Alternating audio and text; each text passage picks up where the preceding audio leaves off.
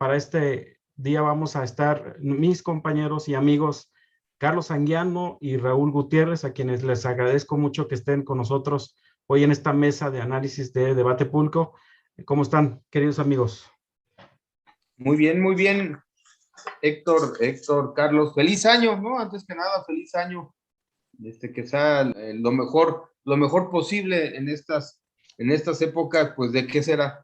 De Omicron, de Delta, de todo lo que nos ha sucedido, y ojo, apenas es el quinto día del año y lo que nos va Y lo que falta. Y lo que Saludos, falta. Héctor, saludos, Raúl, lo mejor para ustedes durante este año. Comentaba hace unos minutos con Héctor que es difícil vivir en México. El México actual es un México complejo, un México que se está descomponiendo, no nada más por el COVID. Yo creo que tenemos la doble pandemia, la pandemia de salud y la pandemia del mal gobierno. Del mal gobierno, es correcto. De los malos gobiernos también. Sí, digo, hay un pasado que no podemos negar ni defender, pero hay un presente que la verdad es indefendible también. Se sostiene solo en el asunto de la popularidad, que no baja, pero bueno, hoy los números son inquietantes. Hoy empieza el año, aparte de que descabezaron al presidente en su estatua en Atlacomulco, hoy le recetan una encuesta, la primera, donde pierden la sucesión presidencial en 2024, donde no la gana su delfina, que es Claudia Sheinbaum, donde gana, asústense o asómbrense o extrañense, gana Luis Donaldo Colosio. Luis Donaldo Colosio, es correcto. Solo, sin es. alianza de partidos, solo Movimiento Ciudadano. En un escenario que no es real, un escenario donde habla de que PRI, PAN, PRD juegan juntos con Osorio Chong, Morena, PT, Verde Ecologista juega con Claudia Sheinbaum. Lo que pasa es que creo yo que qué punto tan importante toca Carlos, porque estimaría yo dividir la popularidad del presidente de la República, 60, 70%, pero cuando en estas encuestas se mete uno a las tripas de la encuesta y la gente misma califica las acciones del gobierno, no encuentro un indicador positivo. O sea, una cosa es la popularidad del presidente y otra cosa es la calificación del gobierno. Y es lo que la gente piensa. O alguien pensaría, perdón la redundancia, distinto, en que vamos bien en salud, que vamos bien en economía, que vamos bien en algo. La gente lo percibe. ¿Cómo lo percibe? Pues en tu bolsillo, hombre. Es la economía, estúpido, diría aquel asesor de Clinton, ¿no? La economía es algo que la realidad siempre va a poner y ser un dique para los cuentos que pueda haber y narrativas de distintos personajes. Eso, la realidad es única y ahí está, y la vivimos a diario. Es correcto, y ya lo hemos comentado en esta mesa de análisis, pues el presidente no va a estar en la boleta, va a estar otros personajes, otras figuras, y de acuerdo a la encuesta que comenta Carlos Anguiano, me llama también la atención de que Marcelo Ebrard está por encima de las preferencias de Claudia Claudia Sheinbaum en algunos escenarios, ¿no? Políticos. Y en ese sentido, pues queda claro, por lo menos así lo ha hecho notar el presidente, que Marcelo no es su preferido, no es su candidato, ¿no? Su delfín, como diría estimado Carlos. Bueno, estimados compañeros, bueno, ¿ibas a decir algo, Carlos? Adelante. No, pero vamos leando a los temas que planteamos. Bueno, pues esta noche nos hemos planteado 3 principales temas para comenzar este año. Temas que están relativamente frescos, que ya hemos tocado aquí en alguna ocasión. Pues el primero de ellos sería el tema de la consulta popular en términos del pacto fiscal en Jalisco, que se llevó a cabo, que ya arrojaron los resultados finales de dicha encuesta. Nos gustaría comentar este tema. También el segundo tema que vamos a comentar hoy sería el de la consulta popular de la revocación de mandato, esta telenovela, yo digo, de varios episodios de desencuentros entre el INE y el gobierno federal y diferentes actores que se han involucrado, donde incluso se ha judicializado un poco. Ya nos dirá el experto aquí en derecho constitucional si hizo bien o no la Suprema Corte en admitir la controversia o no.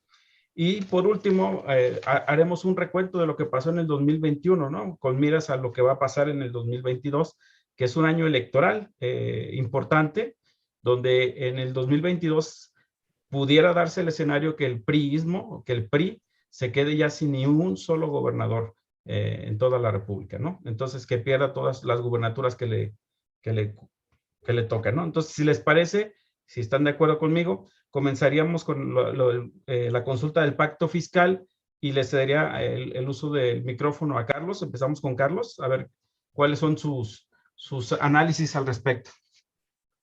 Bien, lo de la consulta es un tema escabroso, es un tema técnico, es un tema de fondo de la realidad de la distribución de la riqueza de este país y las participaciones que se le dan de los impuestos a los estados.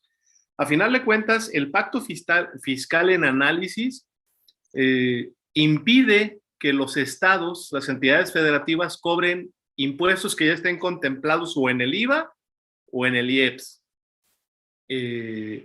A final te dejan muy poco margen de poner impuestos estatales. El ejercicio democrático como tal no tiene desperdicio, es una consulta que fue notoriamente menor la participación a la que se esperaba. También no se instalaron casillas como si fuera una elección constitucional ordinaria de un proceso electoral electivo real, normal. Fueron casillas limitadas, fueron algo más de 10,000 casillas en el estado en varias fechas. Los números son alentadores, 388,816 adultos participaron, 94.7 dijeron que sí estaban a favor de que se revisara el pacto fiscal. Votaron niños menores de edad, niños y adolescentes, pues menores de edad, en una cantidad de 61,132. Los mismos porcentajes, 94 y centavitos contra 5 y cacho que dijeron que no querían revisión. La revisión es buena, es positiva. Implica un ejercicio democrático y de mucho estudio del gobierno, y es lo que sigue. Aunque no fue vinculante, pues es una prerrogativa, es una atribución del gobernador lanzar convocatorias, lanzar iniciativas, presentar los proyectos de discusión al Congreso del Estado, y así lo hará para modificar la Constitución del Estado de Jalisco y pedir que Jalisco revise el pacto fiscal cada 6 años. No lo veo mal, porque no es una medida que sea en beneficio de Enrique Alfaro ni del gobierno de Enrique Alfaro. Aún lográndose esta revisión, falta un recorrido de deliberación, de acuerdo, de negociación, que difícilmente él vería en lo que le queda en la segunda mitad de su sexenio, pues el resultado positivo de este tipo de iniciativa, pero queda para el Estado y queda para la posteridad, no lo veo mal.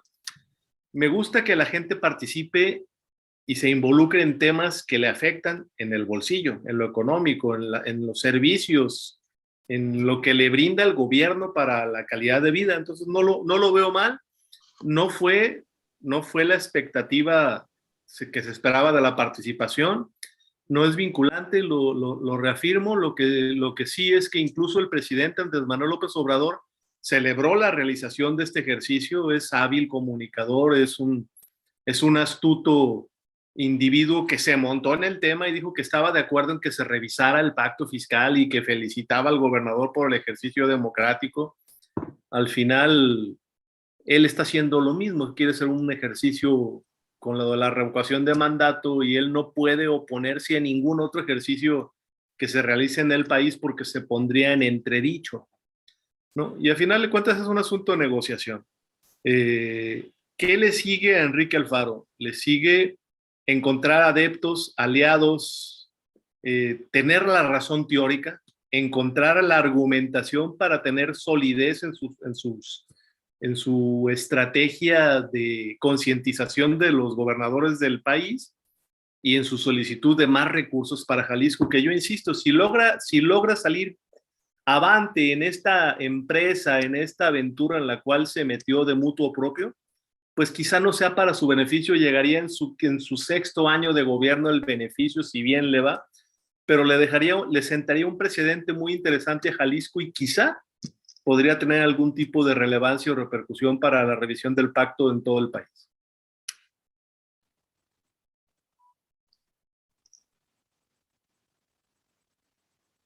Micrófono. Héctor, tu micrófono, por favor. Perdón. Les decía, gracias, Carlos. Más allá del tema que se consultó, es decir, yo rescataría mucho el ejercicio de consultar a la población. Me agrada, como bien dice Carlos, que la gente se empieza a acostumbrar a este nuevo modelo de gobierno, de gobernanza, donde la gente participa y toma parte de las decisiones importantes de un estado o de una nación.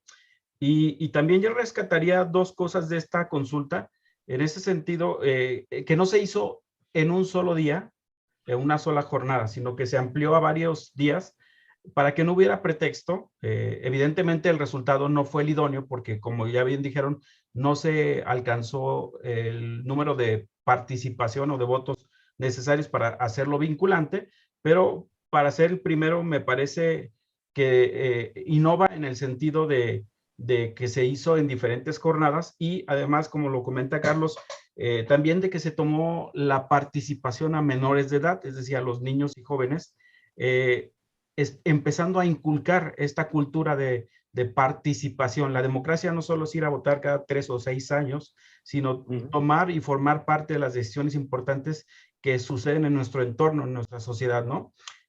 Ya hoy fue el pacto fiscal, mañana podrá ser otro tema, otro tipo de tema que se consulte. Estimado Raúl, ¿tú qué nos puedes comentar al respecto? Independientemente de lo que bien señala Carlos y tú mismo, del ejercicio democrático, que siempre será bueno, sí, ya sabes cómo podemos pensarlo y cómo podemos abordar este tema de diferentes maneras. Yo no sé si 388,816 participantes sean pocos o muchos, ¿no? En ciencia ambos lo saben que implica mucho la colocación del sujeto y del objeto. Yo no sé si 388,816 participantes sean pocos para la elección extraordinaria que acabamos de vivir en Tlaquepaque, ¿no? A lo mejor a alguien le pudo haber hecho falta algún porcentaje de esa votación. O recordemos, corríjanme, en el 2012, 2016, la elección con Felipe Calderón la diferencia de votos fue en 0.25%, algo así, de 250,000 votos.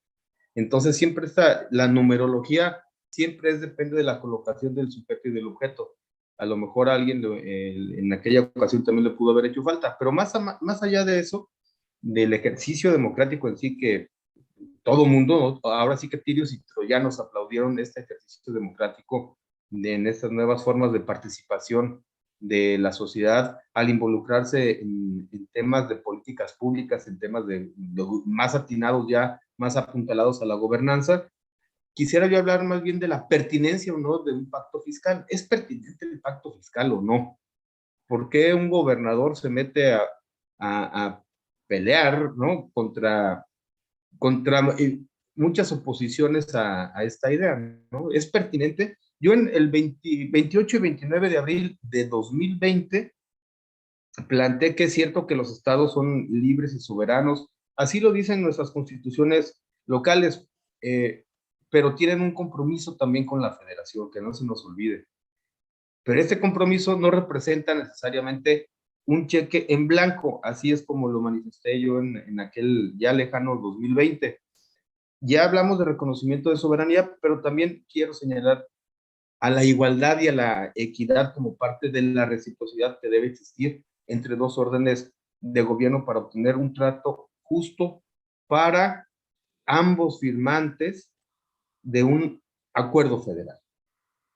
En palabras llanas, ¿creen ustedes pertinente en el supuesto de un arrendamiento de un local, de una casa de habitación, que ambas partes firmantes se reúnan cada año para revisar los términos y condiciones del contrato. Así es en la mayoría de los casos, cada año se revisa y hay aumentos o no hay aumentos, arréglenle, quítanle, pónganle. Entonces, la última Convención Nacional Hacendaria asentaba yo en aquella ocasión que fue el 5 de febrero de 2014. Fue la última vez que se reunió dentro de este gran marco, aparte de los 3 órdenes de gobierno, empresarios, representantes de los trabajadores, precisamente para hacer una revisión de todo lo que significa la ley de coordinación fiscal. Entonces, en mi pensar, me parece muy pertinente la revisión. Otro tema que ha surgido a raíz de esto es, ¿Jalisco se separa o no se separa? No, nadie está estableciendo, según leí yo, la separación con la federación. Simple y sencillamente se está buscando un acuerdo más justo. Creo que hasta ahí es la dimensión. Oigan, nadie quiere separar. Yo en lo particular, a mí me preguntas, yo no me quiero separar de mi amado país, ¿no? Pero sí quiero que se revise, no que se imponga ni de un lado ni del otro, que se revise este acuerdo. Creo que es un ejercicio igual de sano el revisar el pacto fiscal, como igual de sano es hacer consultas populares. Es correcto, estimado Raúl. Y fíjate que hay voces, habría que decirlo, también habría que apuntarlo, hay voces que hablan que era innecesaria esta consulta, es decir, que fue un gasto infructuoso, que el gobernador, el Congreso, incluso los senadores tienen esa facultad para solicitar esta revisión al pacto. Digo, ya está la consulta, ya se realizó, ya destacamos lo positivo, esperamos que lleve a buen puerto el tema de esta revisión del pacto fiscal para Jalisco, ya sea en un futuro inmediato o mediato, para Jalisco y que veamos realmente una recomposición en términos de este pacto fiscal que tiene mucho que ver con este federalismo que se ha venido construyendo y desvirtuando a lo largo de la historia de este México moderno, ¿no? Héctor, Sí. Héctor Carlos, perdón, más allá de las filias o fobias que pueda levantar el gobernador Enrique Alfaro, creo que habrá que destacar que es el único que mantuvo su palabra, ¿eh? Porque en aquella ocasión había una alianza federalista que había muchos gobernadores, salieron en la foto y poco a poco todos se han hecho para atrás. El único que se quedó firme en sus convicciones fue Enrique Alfaro, ¿eh? Y no solamente de palabras, sino con la presentación de una iniciativa de ley ante el Congreso del Estado. Quizá lo más fácil hubiera sido recular con todos y protegido en el ámbito de todos los gobernadores estatales, y él se quedó al frente. Creo que eso es algo, y lo vi como una manera muy respetuosa, no de una manera alzada, nada, con documentos, con aportaciones técnicas que podrán estar bien o mal. Para eso son las mesas, discutámoslo. Entonces quiero destacar que ya todos se echaron para atrás y nuestro gobernador se quedó al frente de la batalla, ¿eh? Es correcto, es correcto. Incluso el gobernador de Nuevo León, una de sus banderas de campaña o políticas era revisar el tema del pacto fiscal. Hoy ya, como bien dices, Raúl, ya hizo mutis, ya dijo que él estaba con amor y paz con el gobierno federal y que adelante, ¿no? Con todo, ¿no? Pero pues sí, habría que ver a dónde nos lleva esta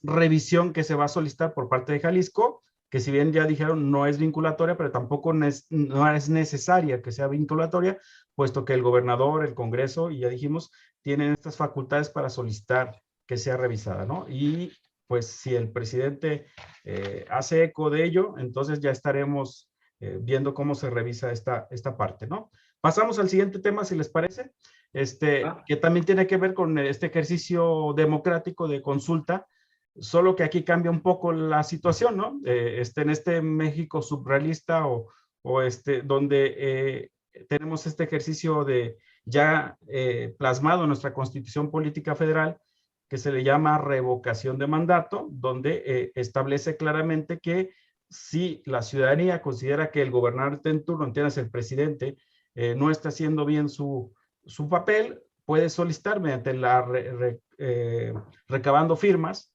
y solicitarlo al INE que haga esta consulta, ¿no? Ya sabemos, estoy haciendo un pequeño recuento y un contexto.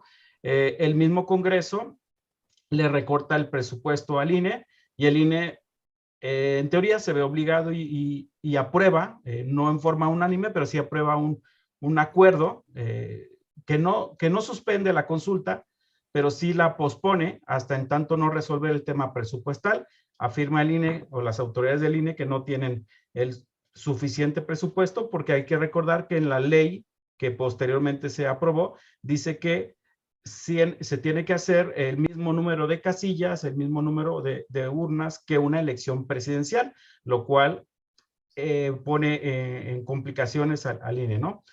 Hay cuestiones que han pasado, por ejemplo, el presidente de la Cámara de Diputados, Sergio Gutiérrez Luna, presentó primero una controversia constitucional ante la Suprema Corte de Justicia de la Nación y también a la vez presentó una denuncia ante la Fiscalía, una denuncia penal en contra de estos 6 consejeros, incluido el presidente Lorenzo Córdoba, para que fueran juzgados e investigados por la Fiscalía, ¿no? Entiendo que ya la retiró ante cierta presión tanto del bloque opositor y algunas personas o actores políticos importantes, ya retiró esta denuncia. Sin embargo, fue un tema muy comentado en las últimas dos semanas, y ya se pronunció también el Tribunal Electoral del Poder Judicial de la Federación al respecto, donde entiendo que también revoca este acuerdo de aplazamiento, pero a la vez también le da un poco la razón al INE, donde le dice, solicítale más presupuesto a la Secretaría de Hacienda y Crédito Público, ¿no? Así las cosas.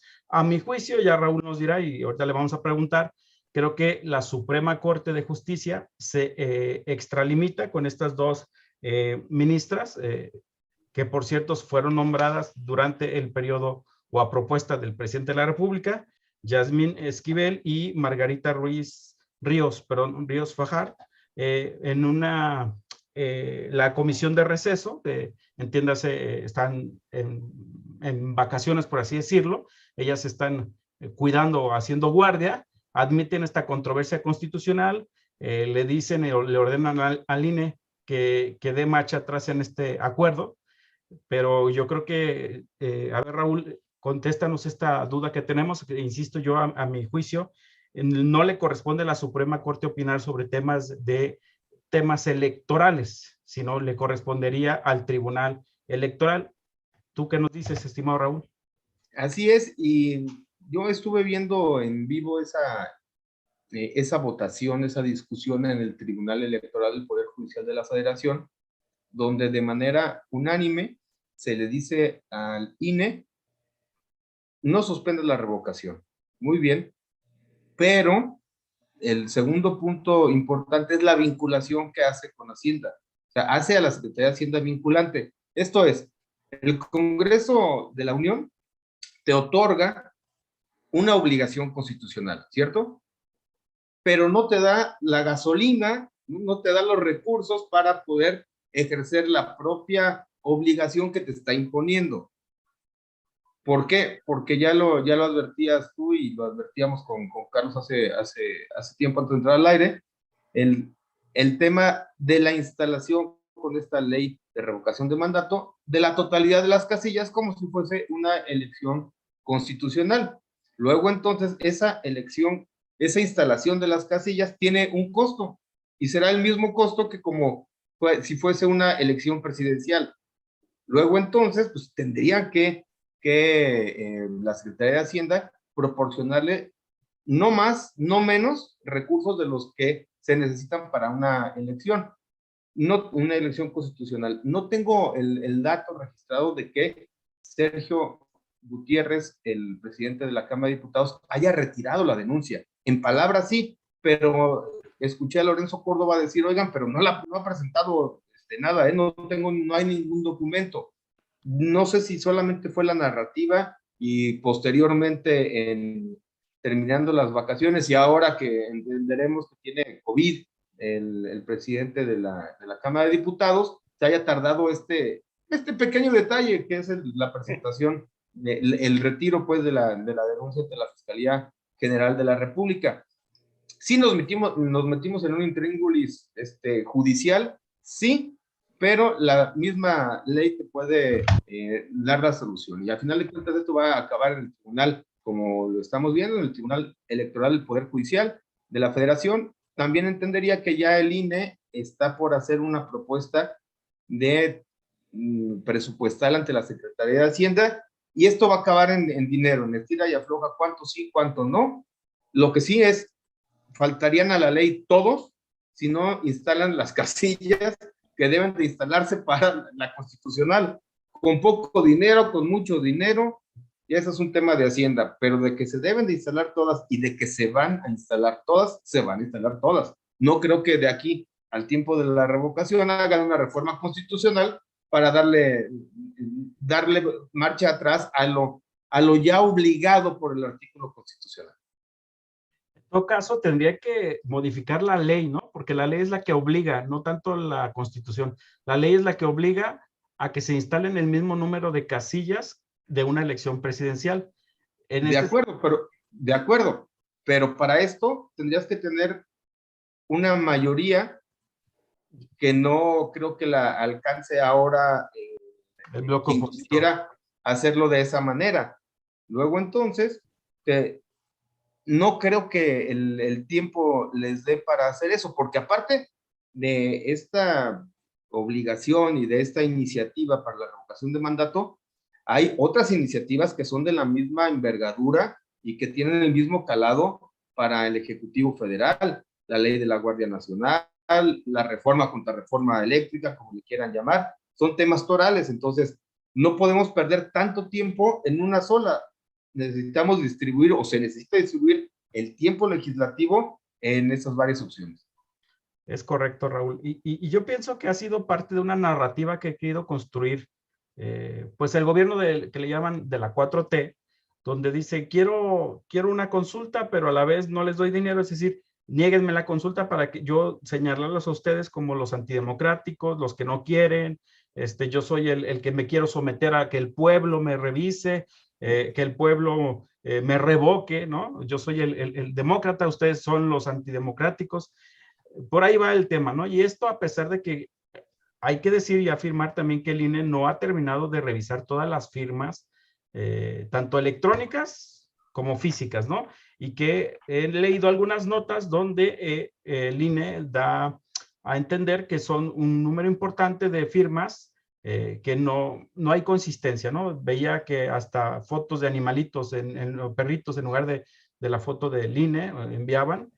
Tenían que enviar la foto del INE y enviaban fotos de perros, de gatos, de otras cosas, ¿no? Diferentes, ¿no? Habría que ver en qué acaba esta novela, pero Carlos, a lo mejor tú, ¿qué nos puedes decir al respecto? Híjole, yo soy un profundo defensor de la democracia, de la participación popular, de la construcción de ciudadanía activa. O sea, yo soy de los que creen que debemos de empujar desde abajo, desde el piso social, para detener, para acotar, para disminuir el poder de los que están gobernando, hacerles el mundo más chico y la sociedad una responsabilidad mayor. No quiero sonar antidemocrático, sinceramente, una cosa es ser promotor de la democracia, de la participación popular, y otra cosa es ser adorador, ser precursor del culto al ego, del protagonismo irracional de un presidente que piensa que el país gira en torno a él.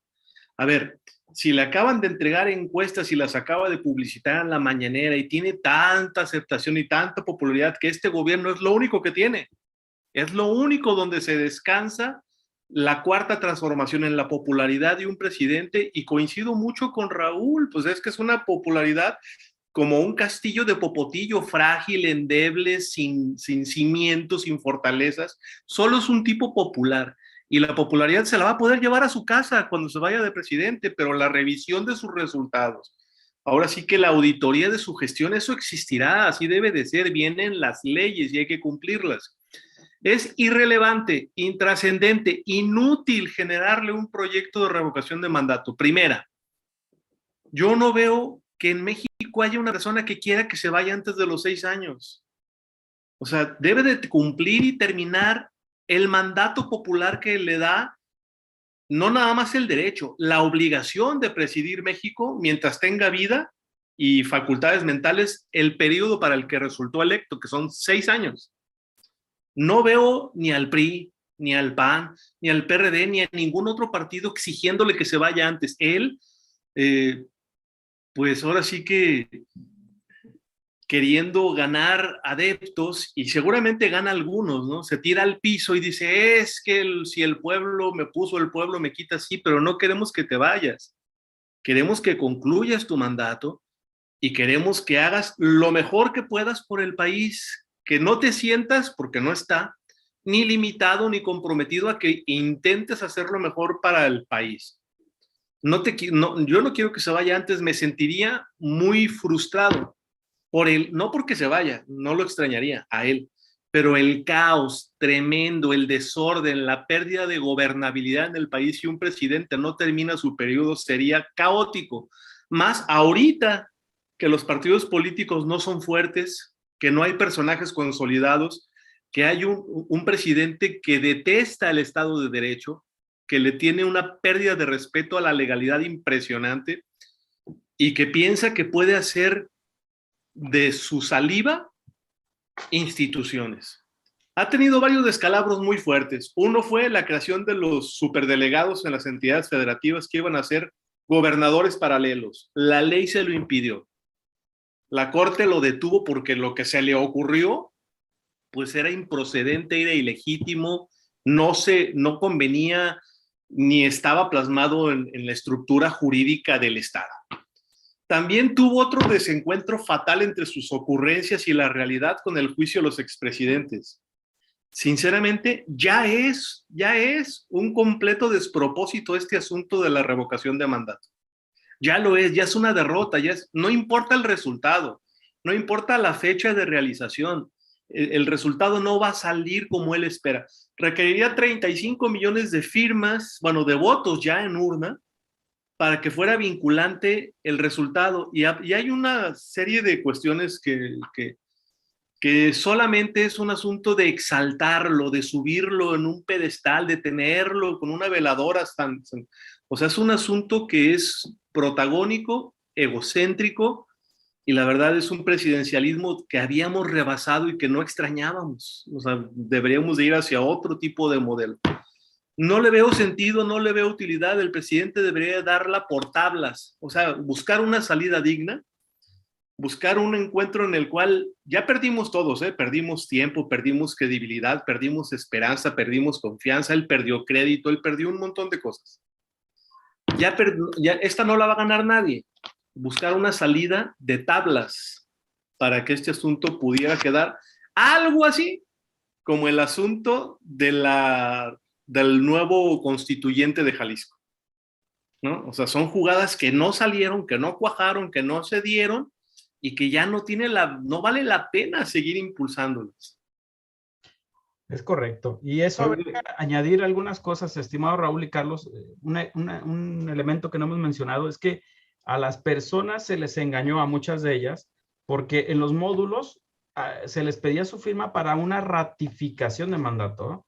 Sí. Elementos, pruebas, videos, fotos, donde en los mismos módulos había mantas que decía ratificación de mandato, cuando es totalmente, diametralmente lo contrario. Te solicito firmas porque el presidente no está haciendo bien su trabajo y quiero removerlo del cargo, ¿no? No quiero ratificarlo. La oposición, los grupos opositores no han estado recabando firmas, no han estado participando en este ejercicio y como bien dices, Carlos, es un despropósito esta consulta. Raúl, ¿querías decir algo? Sí, quizá sea el momento de replantearnos qué tipo de democracia queremos ahora. O sea, hemos estado casados con la idea de los sexenios. ¿Por qué no retomamos la discusión? No que se vaya a hacer la discusión de hacerlo por 4 años y con derecho a una reelección. Ahí estaría tu revocación de mandato o tu ratificación en los términos que lo quieran poner. Creo que el modelo de 6 años está agotado. No sé si debemos de pasar a un semiparlamentismo, por ejemplo, o a este modelo como en Estados Unidos de cada 4 años. No lo sé, no tengo la respuesta. Solamente planteo, discutámoslo, veamos pros y contras, porque esto es demasiado tiempo, no está funcionando. Y como es de cambiante la sociedad, fíjense, la sociedad votante, todo lo que hemos vivido, cuántos partidos políticos han pasado, van, regresan, estamos como adolescentes en que no sabemos todavía encontrar un rumbo democrático.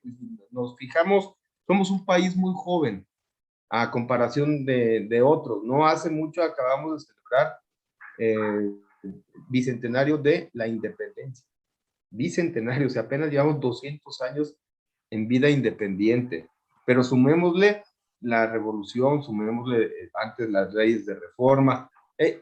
Hemos estado como que batallando para encontrar un rumbo definido, una carretera donde ya no haya desviaciones. Ahorita vamos a una carretera y hay una desviación.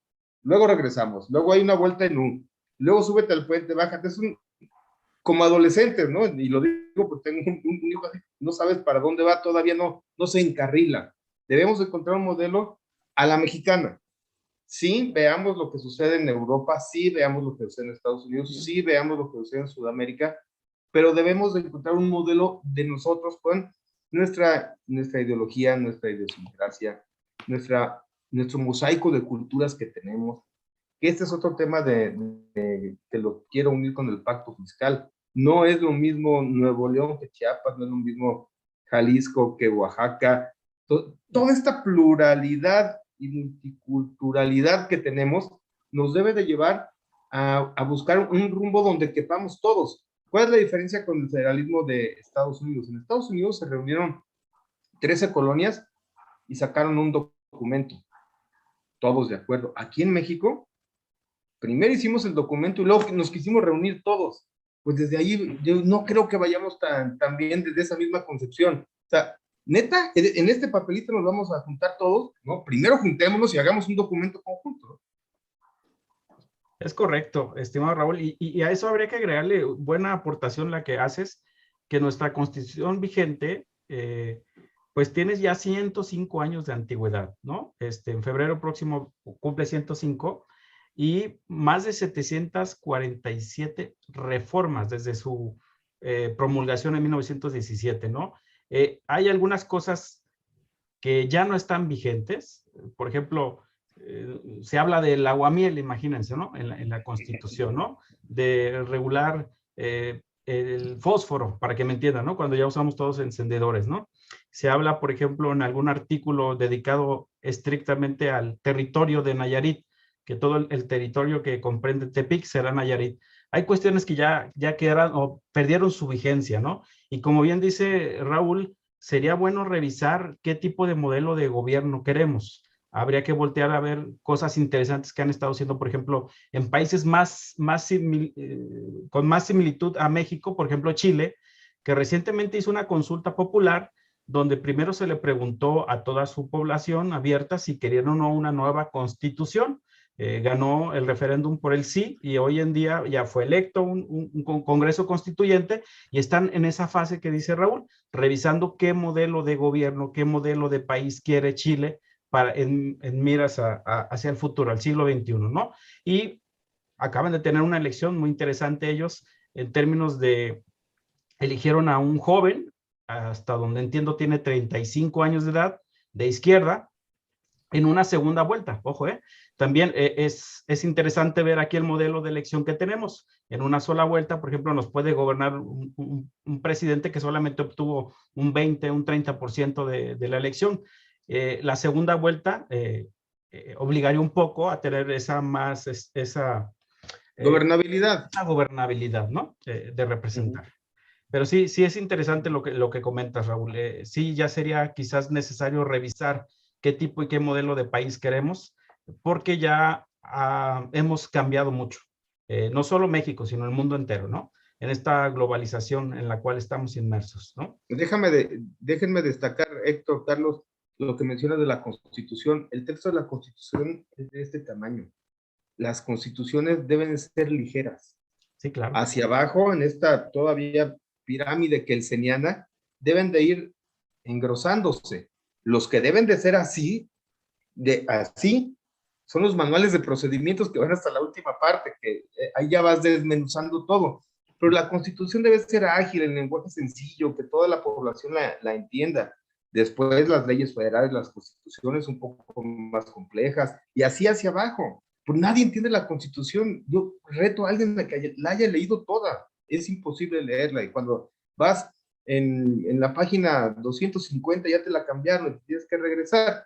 No, en los países desarrollados, las legislaciones son muy cortas, pero a la hora de la aplicación son inflexibles.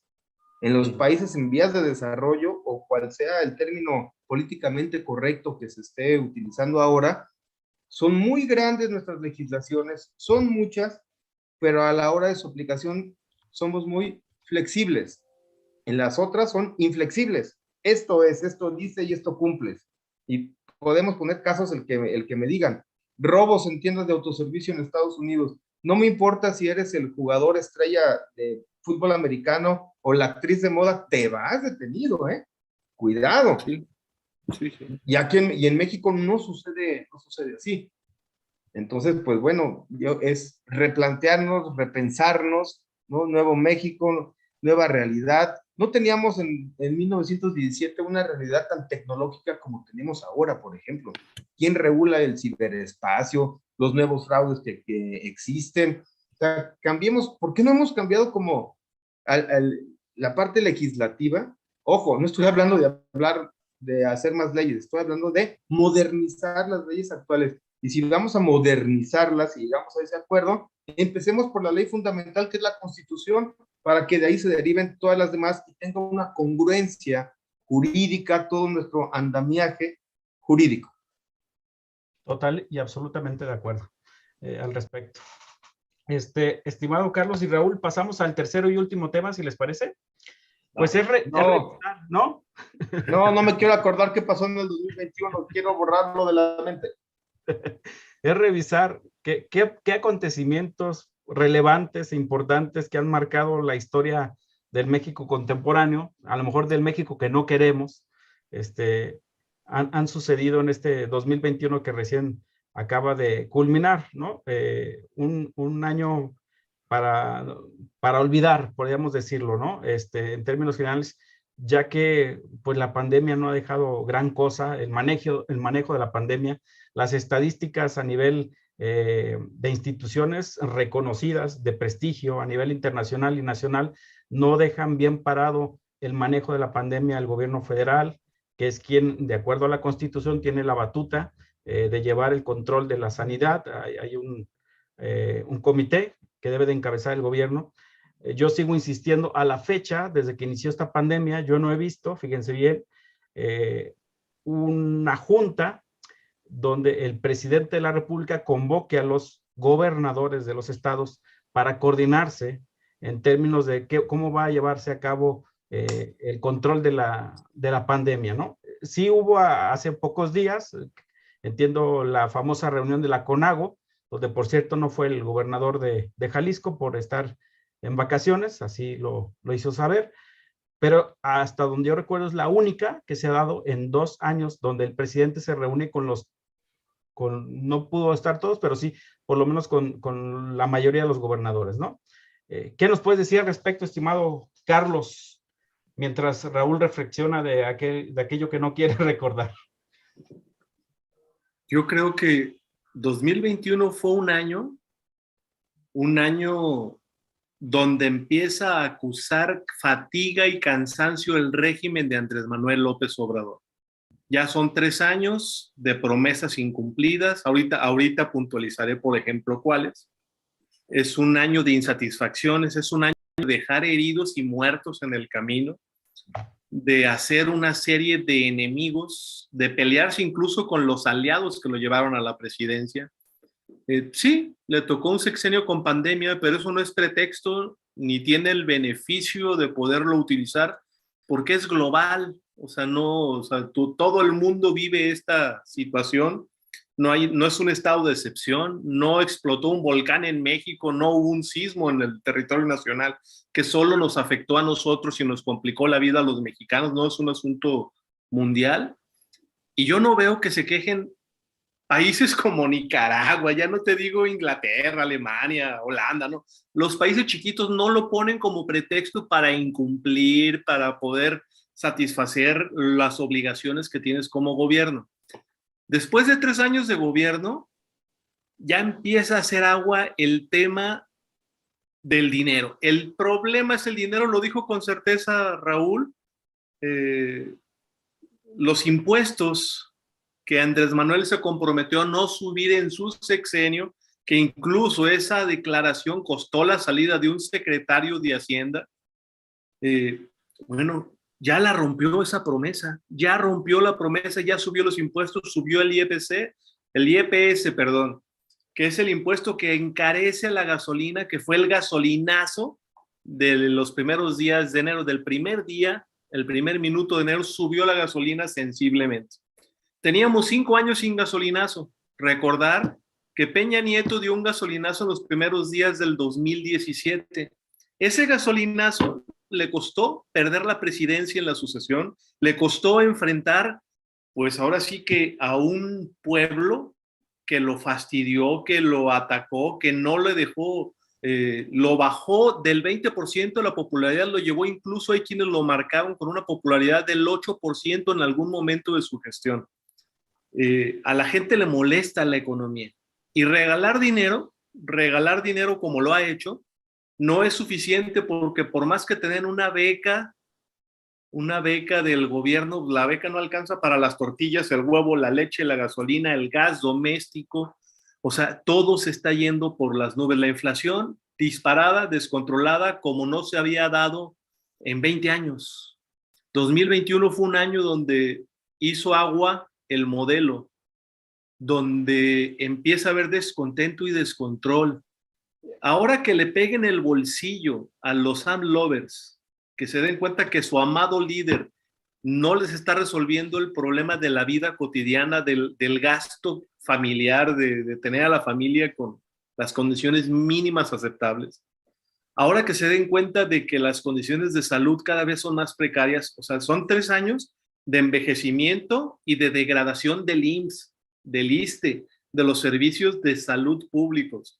Son 3 años de degeneración de la educación pública, donde en vez de avances hay retrocesos graves, donde no se ha gastado en infraestructura educativa, donde seguimos sin saber cuántos maestros hay en el país, donde regresó el sindicato del Baester Gordillo a hacer de las suyas, cuando ya nos habíamos librado de esa señora. Ya la habían hasta metido a la cárcel y no nada más la sacaron, la devolvieron al trono, al lugar de donde estaba, y otra vez manda y presiona y chantajea, y no la veo jugando el 24 con el presidente López Obrador, por cierto.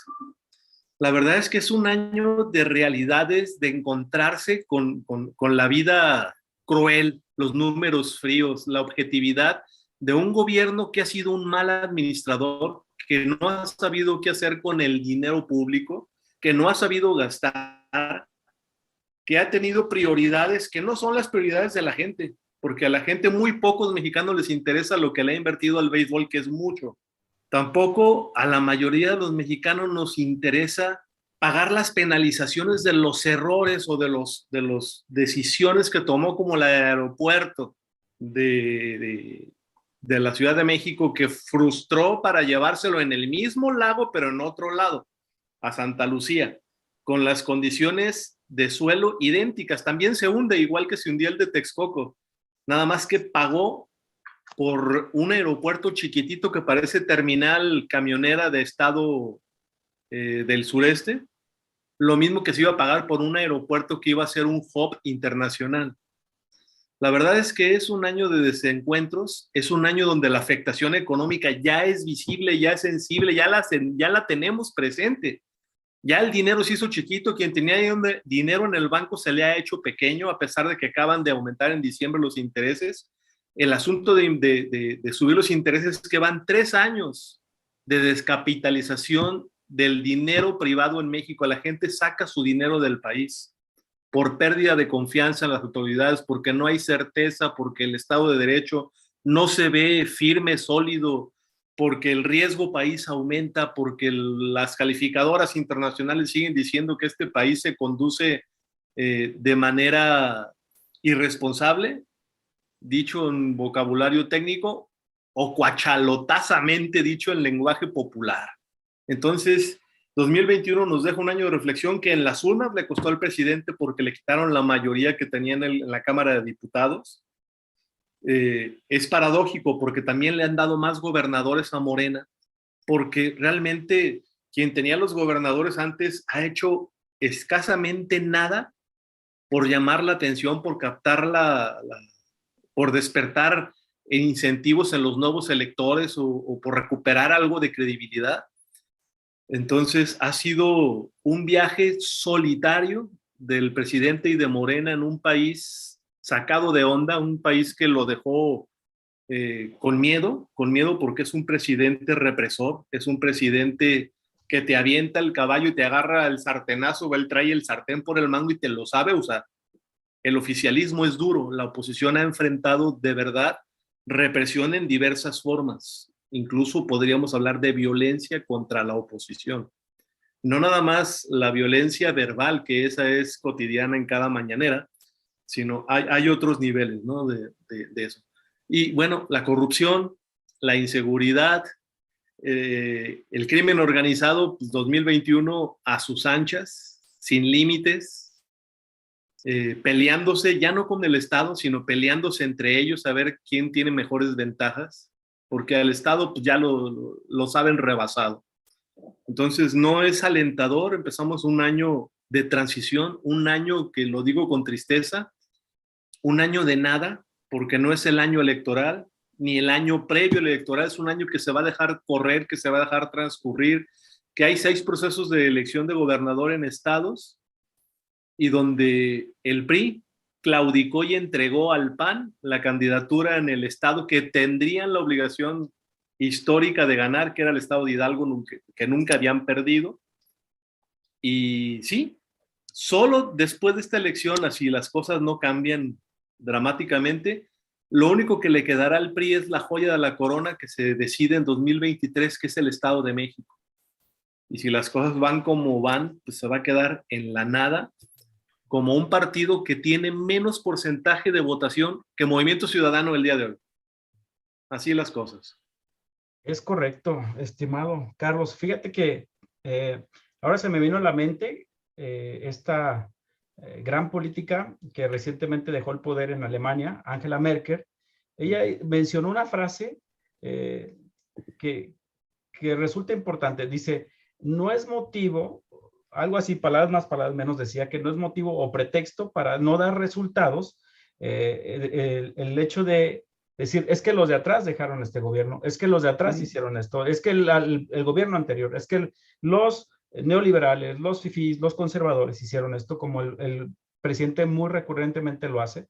Ella menciona que cuando uno es candidato, cuando uno aspira a un gobierno, precisamente hace un diagnóstico previo de cuál es la situación del país, cuál es la situación del Estado, del gobierno que se pretende ocupar y gobernar, y no vale decir, es que los de atrás hicieron esto, yo por eso no doy resultados. Estamos a 3 años, a la mitad del sexenio, como bien mencionas, ya no es motivo de pretexto decir, en 3 años no he podido hacer esto porque los de atrás hicieron esto, ¿no? Porque los de atrás mencionan aquello.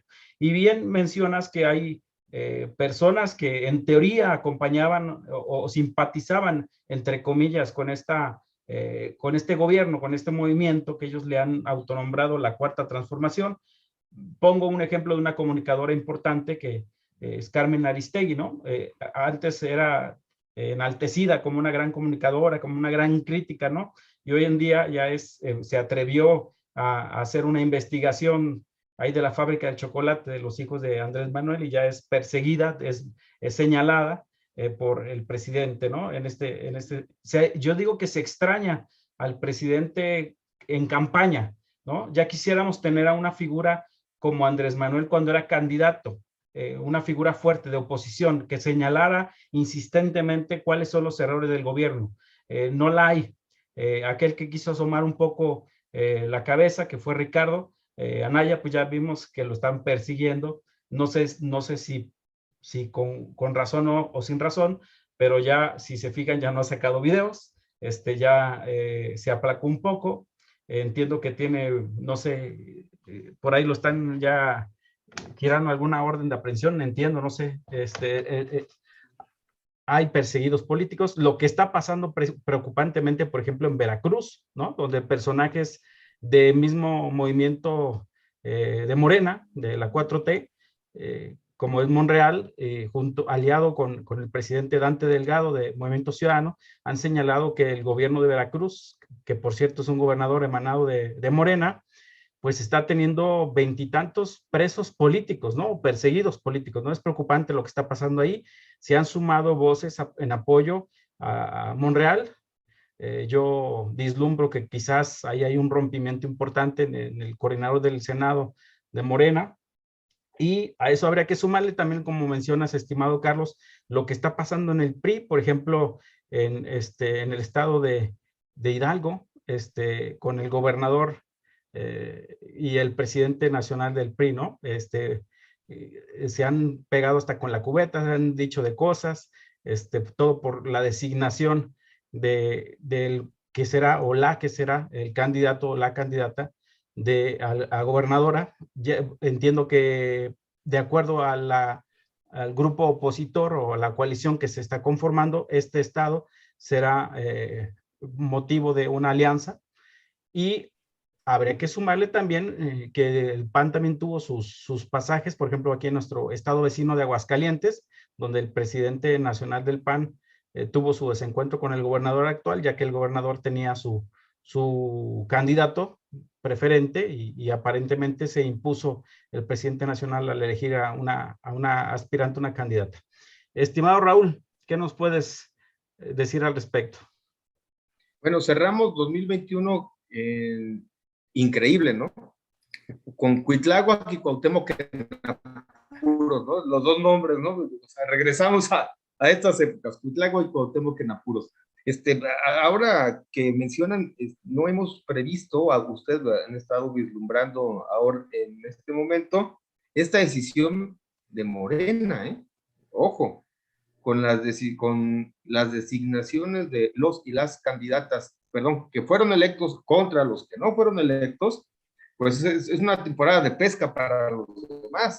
Entonces, estas pequeñas decisiones que ya no son ni tan pequeñas ni tan pocas, que ya son en varias entidades federativas, pues van a tener que provocar un cisma normal cuando te separa una parte del cuerpo, o sea, la más pequeña sea la mediana o sea la mayor.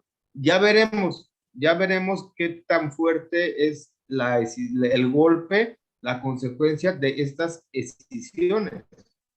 Ya a nivel mayor están hablando de Ricardo Monreal, Cuitláhuac, pues yo no sé qué vaya a suceder ahí, pero de que va a repercutir en lo electoral, en las votaciones, en los números finales, va a repercutir. ¿A favor de quién? ¿En contra de quién? No se pierda el siguiente episodio, no falta poco viral que no lo vea. Y hablando de poco viral que no lo vea, a ver, una mesa, un gobierno cualquiera que fuera se compone de 4 grandes pilares, ¿no? Economía, salud, educación y seguridad. Si te descompone uno de esos 4, tu mesa se te va a empezar a tambalear. El tema de la salud, pues evidentemente terminamos con el Omicron 2021, continuamos con el Omicron y las vacunas más las cepas que continúen, porque pues Omicron, recordemos nuestras etimologías grecolatinas, ¿no? Pues es la letra O del alfabeto griego, que por cierto es una historia muy, muy singular de esas que pasan en nuestro mundo, porque se brincaron la letra Nu, la letra Xi, la Xi, pues para no ofender al jefe allá de China, ¿no? Xi Jinping, y la letra Nu para que no se confundiera. Entonces, pues bueno, por eso llegamos al Omicron, más las cepas que vengan. Eso es lo que cerró 2021 y lo que seguramente continuará, desgraciada y lamentablemente, para 2022. Sufrimos en 2021 el desabasto de las medicinas. De tantos problemas que existen, como que se nos olvide, y todos importantes, se nos olvidan algunos importantes. El desabasto de medicina fue brutal, brutal. Las declaraciones del señor doctor Hugo López-Gatell fueron igual o más brutales que el problema del desabasto de las medicinas. Miren que ya acusar de golpistas a los con cáncer a los papás, Dios mío, no lo podía yo creer. O sea, eso es algo No, ¿en serio está pasando en México? ¿Siglo XXI? ¿No? Cuando te debes de poner López-Gatell de lado, del exigir contigo, salir, sí, vamos. ¿Quién las tiene? La ONU, vamos a la ONU, ya, haz la licitación rápido, no sé. Otra cosa menos contestar eso. Por ahí veo yo cómo cerró 2021 y cómo iniciará 2022. En cuestión de economía, pues evidentemente ya lo advertíamos de dinero en el bolsillo. Lo que produce la inflación, ¿no? Sí te aumenta el salario, pero también están aumentando tu canasta básica. Ojo, no hablo de cuestiones de lujos, hablo tu canasta básica está disparada hacia arriba. Entonces nunca, inflación, ¿no? Los que tenemos un poco de mayor edad, ya vimos esta película. Te subo el impuesto, te subo el salario, te subo la canasta básica, te vuelve a subir y se vuelve interminable. Ahora ya estaríamos hablando en términos económicos en México de una estanflación, ¿no? O sea, no tienes desarrollo económico y la inflación continúa a la alza para nunca parar. Esperemos que nos depara la nueva gobernadora del Banco de México. Esperemos que el Banco de México se mantenga como esta institución seria, firme, que nos da credibilidad a México y al mundo. Ojo con el Banco de México, ¿eh? El Banco de México es ahora un eslabón que debemos de cuidar entre todos. Sus términos, yo no sé si la señora Victoria, creo que se llama, sepa o no sepa tanto. Yo confío realmente en esta junta de gobierno que existe en el Banco de México para que nos mantenga la estabilidad y pueda contener este tema de la economía. Y además de estas cuatro patas, siempre habrá un piquito por ahí dedicado a la política exterior que impacta a México. Ojo, Biden cerró hacia abajo. Nadie podía creer, apenas el 6 de mañana cumple un año, ¿no? Nadie, el 5 de enero hubiera dicho que el gobierno de Biden se iba a caer de esta manera. Eso es bueno y malo para México. Ahora ha resultado bueno, pues porque en esta hechura, ¿no? Y cuando hablo de hechura es mandar a hacer un traje, mandar a hacer dinero, pues repercutió en que todos tienen $1,410 en Estados Unidos y por lo tanto mandan más dinero a México, ¿no? Que realmente las remesas son las que han sostenido gran parte de la economía familiar, increíblemente, pero así cada día, cada mes se rompe un récord. Ojo, para 2022 va a parar la máquina ya de hacer dinero Biden, porque a él tampoco le están saliendo las cosas. Él, su Congreso, hasta sus propios pares, ¿no? Están yéndose en contra. ¿Qué es lo que va a venir? Hablamos de 2021 y lo digo con el 2022. Así va como ahora, la pérdida de las elecciones intermedias.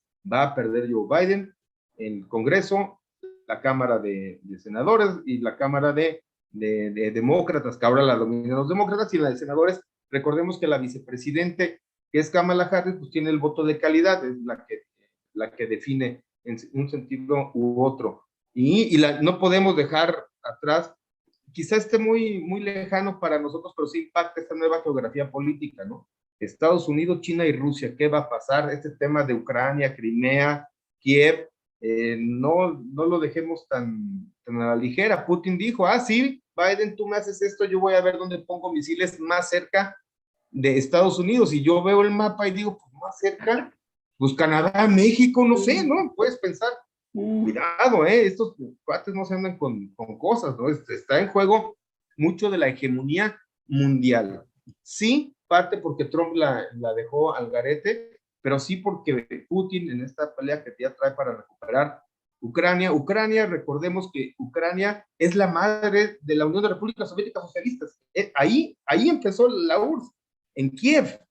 Ahí empezó, y ahorita Ucrania está dividida. La mitad es occidental, o con ánimos más occidentales, y la otra mitad pro OTAN, pro Estados Unidos, pro católicos. Ojo, las religiones juegan un peso muy importante. Y la otra mitad, la mitad oriental, es más pro rusa. Entonces, ¿qué es lo que se están peleando en esta línea roja? Pues los gasoductos. ¿Y en qué le impacta a México? Claro que le impacta, ¿no? Impacta el precio del gas, impacta el precio del petróleo. Todo tiene una repercusión. Lo que sucede en otra parte del mundo repercute en todos los países. Ya no somos países aislados. Todo tiene una consecuencia en los países, y esto nos va a pegar a México. Por eso quizá debemos de aprovechar este momento, ¿no? Entre China y Estados Unidos para nosotros levantar la mano y decir, oigan, vénganse para acá. Aquí nosotros podemos hacer lo que hacen los chinos, esta cadena de distribución, pues ya sale más barato hacerlo en México que antes con China. Ahorita tenemos filas y filas y filas de barcos detenidos porque no pueden sus mercancías ingresar a los puertos. Entonces es mucho más fácil que México ya lo haga. Hablamos de lo malo, hablemos de lo bueno. ¿Qué? En perspectiva, ¿qué es lo bueno? Eso, aprovechemos los momentos que la propia geografía política mundial te da y tomémoslo. Aquí están. Nos deberían de buscar o nosotros debemos de levantar la mano. Más o menos por ahí lo veo. Muchas gracias, Raúl. Interesante el tema, la visión que nos das en términos de política exterior, que no la habíamos visualizado. Y sí, haciendo un recuento de lo que han mencionado, por ejemplo, en términos de educación, pues el gobierno cierra con conflictos interesantes, por ejemplo, con el CIDE, que es una de las casas de estudio más interesantes y más importantes en México, así como la UNAM, que es la universidad pública más importante. Acuérdense que tuvo un desencuentro importante con la UNAM. En términos de seguridad, pues, o de inseguridad, pues cierra este gobierno con el mayor número de ejecuciones y desapariciones que los últimos, que todos los sexenios anteriores, todos, batió récords en ese sentido, ¿no? En términos de salud, ya mencionabas, desafortunadas declaraciones de Gatell, pero también de Alcocer. No sé si ya vieron hoy las declaraciones echándole la culpa del desabasto de la medicina a los doctores, que es culpa de los doctores, ¿no? Ya no, o sea, ya después de 3 años no han podido resolver el tema del abasto de las medicinas. Ya incluyó el presidente al ejército para distribuirlas ante la incapacidad de otros mecanismos y ahora el doctor Alcocer, secretario de Salud a nivel federal, pues le echó la culpa a los doctores, ¿no? En términos de corrupción, pues no hay resultados. Se mencionaba lo del aeropuerto, que había corrupción. ¿Dónde están las personas detenidas, no? En términos del huachicoleo, ¿dónde están los detenidos, no? Se compraron pipas con adjudicación directa. ¿Dónde están los personajes? ¿Dónde están los grandes capos detenidos, no? Del tema de la droga. Sí ha habido detenciones, pero no de la talla de grandes capos como ha sucedido en otros sexenios, ¿no? Y en términos de economía, pues lo que presume el presidente pues son las remesas. Esa es su gran aportación. Y sí, efectivamente, ha habido un incremento, lo acabo, yo salí de vacaciones, tuve la oportunidad de todavía hacerlo. En carretera me encontré la gasolina hasta 23 y 24 pesos antes es decir, en 2021 y en 2022. No, y esta semana salió, creo que hoy precisamente, a desmentir, según esto, la señorita que hace esta conferencia junto con el presidente, decir que es falso que haya subido la gasolina. Pues es que más bien le hace falta a esta señorita y al gobierno federal salir a dar la vuelta, porque sí, la gasolina sí se incrementó. No sé si por especulación o porque se incrementó pero sí la gasolina está entre los 23 y los 24 pesos. Me ha tocado ver tanto en la zona metropolitana como en carretera, ¿no? Entonces es preocupante lo que se está viviendo y la canasta básica, pues no, ya no ajusta, ya no alcanza. Hace poco tuve la necesidad de cargar gas con la misma cantidad de dinero que cargaba yo hace algunos meses, hace un par de meses, 30 litros de gas menos. O sea, es decir, 30 litros es mucho, ¿no? Y eso es producto de que este gas, decía el presidente, que no va a subir. Pero en fin, pues sí, fue el 2021, en resumen, es un año para olvidarse, o para aprender de él, ¿no? Para aprender, porque todo pasa por algo y hay que tomar esas experiencias al respecto, ¿no? Ya hicimos un recuento, lo cual yo les agradezco. La verdad es que siempre es muy interesante escucharlos, sus análisis, sus comentarios, de gente que admiro como Carlos y como Raúl. Les agradezco mucho que hayan estado el día de hoy aquí en esta mesa de análisis de debate público. Quiero comentarles, no sé si ya se percataron, que estamos ya en Spotify, tenemos ahí ya subida en la plataforma, tanto en YouTube y también en Facebook y en Twitter. Entonces, agradecerles, Raúl, Carlos, que hayan estado con nosotros hoy, y los estaremos convocando en las próximas semanas. Muchas gracias, amigos. Feliz año. Un placer, un gusto estar con ustedes, Raúl. Gracias. Abrazo. Felicidades a todos. Felicidades Igualmente. a todos.